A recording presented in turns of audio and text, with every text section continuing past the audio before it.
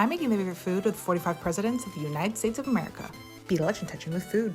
Today we're talking about Ronald Reagan and jelly beans. Reagan was the 40th president, serving 2 terms from 1981 to 1989. Before becoming president, Reagan was a Hollywood actor appearing in over 50 films. Reagan transitioned to politics in the 60s, serving as governor of California from 1967 to 1975. His presidency is remembered for his conservative policies known as Reaganomics, which emphasized tax cuts, deregulation, and reduced government spending. These policies contributed to economic growth, but also increased income inequality and national debt. He is credited with helping end the Cold War through his anti-communist stance, including his famous demand to tear down this wall in Berlin, where his administration faced criticism for the Iran-Contra affair, a scandal involving secret arms sales to Iran, as well as arming and the CIA training of mujahideen in Afghanistan, which indirectly contributed to the rise of the Taliban and Al-Qaeda. The lighter side of Reagan's persona was his love for jelly beans, particularly the licorice ones. His habitual consumption of jelly beans began when he used them to quit smoking. They became a symbol of his presidency, with jars of jelly beans often seen on his desk. Making jelly beans is by far the most difficult in this entire series, which ended up more like a sugar candy than a chewy jelly bean, but I did get a real bag of jelly beans, which is the OG brand that Reagan enjoyed. I've always remembered this black licorice jelly bean being the most disgusting candy I've ever tasted, and it still is. I honestly have no idea how this is Reagan's favorite. Okay, they do also make many tasty flavors, and I do think Jelly Belly is truly amazing for the many flavors they do offer. Also, did you know that Jelly Belly has been around since 1869, over 150 years, which is a huge thumbs up for Jelly Belly, but not so much for licorice.